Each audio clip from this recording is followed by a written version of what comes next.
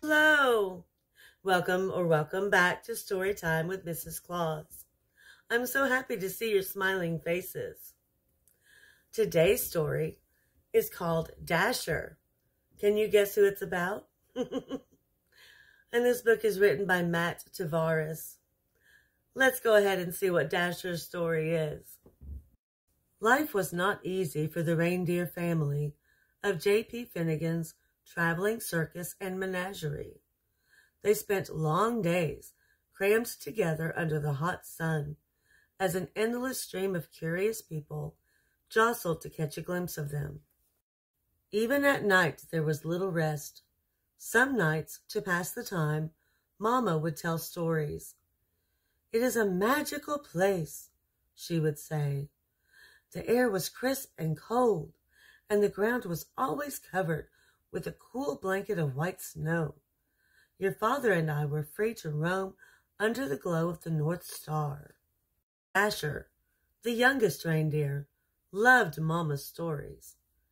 "Is that the North Star, Mama?" she asked. "The very same," Mama said.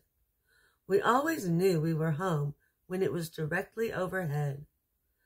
"I wish we could go there," said Dasher. Mama sighed. "I do too," she said. "But Mr. Finnegan is not kind to animals who try to escape." Day after day, under the watchful eye of Mr. Finnegan, the reindeer family delighted crowds wherever they went.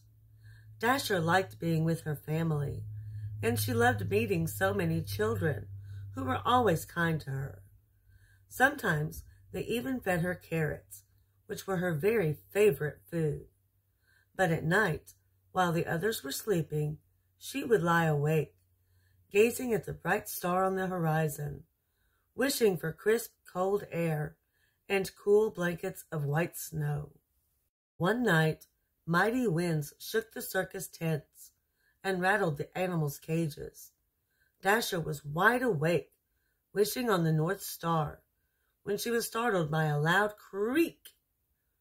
The gate to their pen had swung open. Dasher could hear rustling from inside Mr. Finnegan's trailer. She glanced up at the North Star.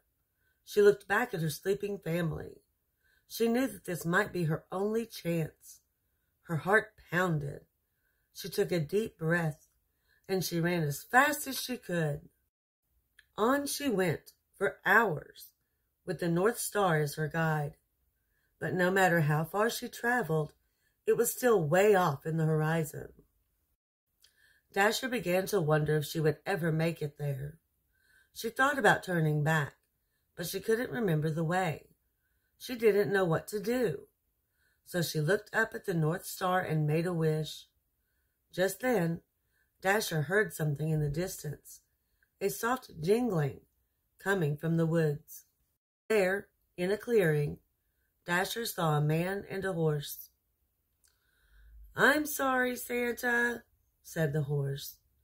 "The sleigh is just so heavy this year." The man smiled. "Now, don't you worry, Silver Bell," he said. "We'll take all the breaks you need." "But the children," said the horse. "They'll be heartbroken if we can't deliver all these toys by Christmas morning." "Children?" thought Dasher. She stepped forward. "Maybe I can help," she said. "Hello there," said the man. Dasher walked closer. The man smiled. "Have you ever pulled a sleigh?" he asked. Dasher shook her head. "I've never even seen a sleigh," she said. "But I pull a wagon just about every night." "Well," said the man, "how would you like to make a whole bunch of children really happy on Christmas morning?" "I would like that very much," said Dasher. Santa thanked Dasher and attached her harness. It was soft against her fur, and its jingling bells made the most beautiful sound she had ever heard. Santa climbed into his sleigh. Dasher pulled with all her might. Then, suddenly, the load felt lighter. Dasher looked down. They were flying! All night, Dasher and Silverbell pulled Santa's sleigh through the air, as Santa guided it from rooftop to rooftop, delivering toys to children everywhere. Dasher had never experienced such a thrill, and she ate so many carrots she felt like she would burst. She was having so much fun, she forgot all about the North Star. As the first light of dawn appeared on the horizon, they landed. The air was crisp and cold. The ground was covered with a cool blanket of white snow. Dasher searched for the North Star on the horizon, but couldn't find it anywhere. Santa smiled. "Dasher," he said, "look up." And there it was, directly overhead. "Is that the North Star?" she asked. Santa's eyes twinkled. "Merry Christmas," he said, "and welcome home." The North Pole was just as wonderful as Mama's stories. Dasher roamed wherever she pleased, and Santa gave her all the carrots she wanted. But something was missing. "I love it here," she told Santa, "but I miss my family. I wish we could be together." Santa smiled. "That's your best wish yet, Dasher," he said. "Let's go find them." Late that night, Dasher guided Santa's sleigh all the way to J.P. Finnegan's traveling circus and menagerie. "Mama! Papa!" Dasher whispered. "Everyone, wake up!" Mama lifted her head. "Dasher?" she said. "Is it really you?"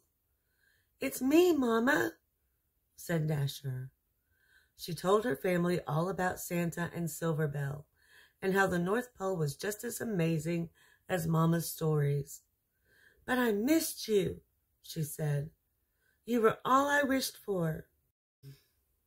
Dasher led her family to Santa's sleigh, and Santa attached their harnesses.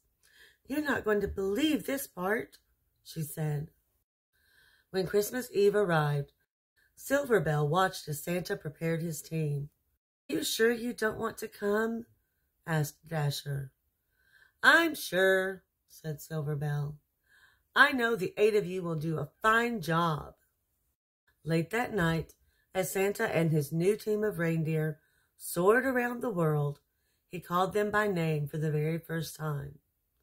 "Now Dasher, now Dancer, now Prancer and Vixen, on Comet, on Cupid, on Donner and Blitzen." On Christmas morning, after all the toys had been delivered, they flew back to the North Pole, where they still live happily today. There, the air is crisp and cold. The ground is always covered with a cool blanket of white snow. And Dasher has everything she ever wished for. The end. Except not really, because obviously Dasher and her entire family are still here. All right, children. Thank you so much for joining me for story time. I hope you enjoyed the story of Dasher and her family. Come again next time, and before you leave, make sure you like and subscribe so you don't miss a single story time with Mrs. Claus. And I'll see you in the very next story time. Bye.